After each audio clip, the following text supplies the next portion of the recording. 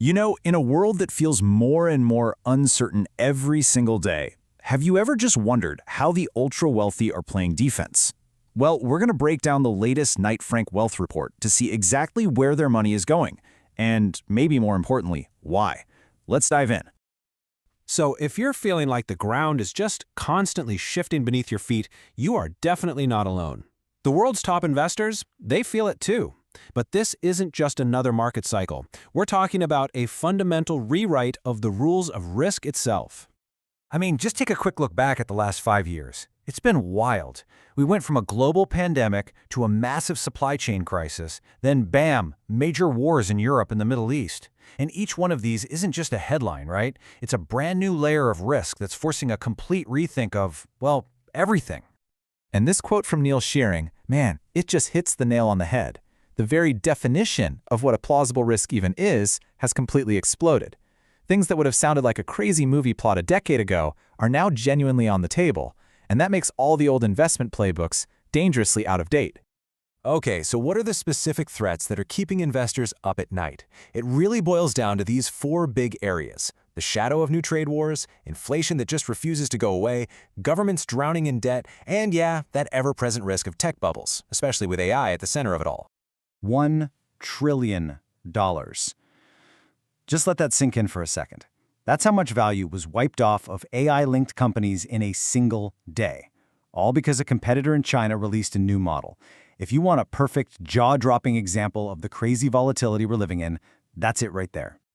So, when the world gets this risky, what do you do if you have a lot to lose? Well, the answer is surprisingly simple. You move. And we're not just talking about moving money around in a bank account. We're talking about a full-on strategic migration of people and their capital. And let's be really clear here. This isn't just about, rebalancing a portfolio from an office in London or New York. This is about physically uprooting, families, their entire capital base, and moving them to places that promise something that's becoming incredibly rare: stability. And you better believe governments are taking notice. They are rolling out the red carpet. What you're seeing here is basically a global competition. Countries from Spain to Dubai to Thailand, they're all fighting to attract this mobile, affluent population with promises of tax breaks and long-term residency. So what's the end goal of all this migration? What's the prize? It's really the search for a modern-day safe haven, a place that offers not just financial security, but a genuinely high quality of life.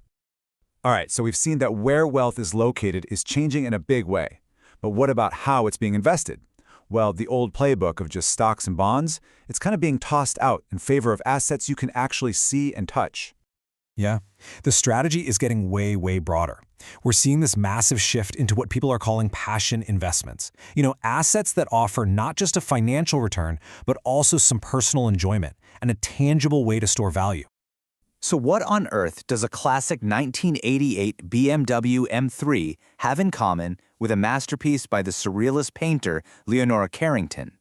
Well, they're both tangible, physical assets that are seeing absolutely incredible growth in value.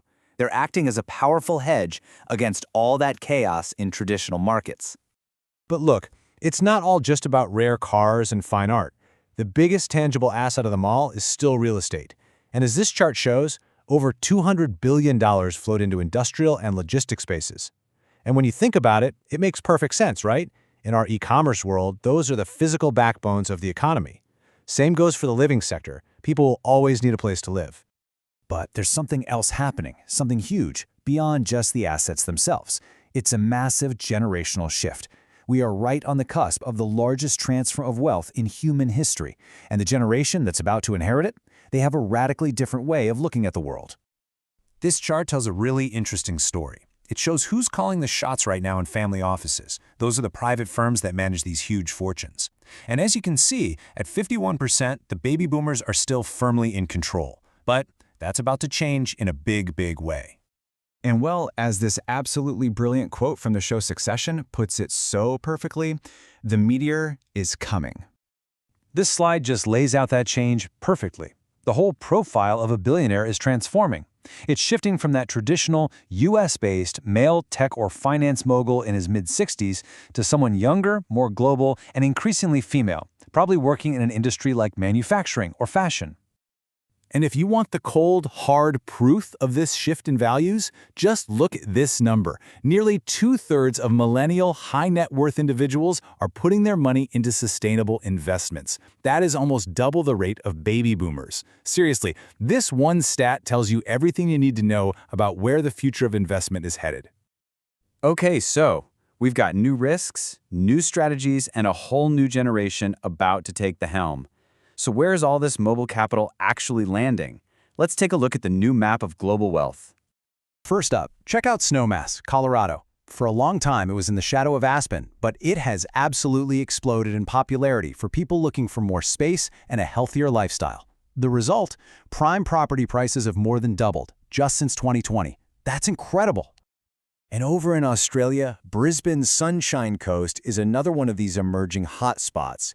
It's attracting families and investors with its amazing lifestyle, sure, but also with that massive infrastructure boom that you only get when you're co-hosting the 2032 Olympics. And then, of course, you have downtown Dubai. This is a city that was practically engineered from the ground up to attract global capital. Anchored by the Burj Khalifa, it's become this global hub for luxury residences and international business, with property prices climbing almost 14% in the last year alone. So all of this, it really leads to one single crucial question.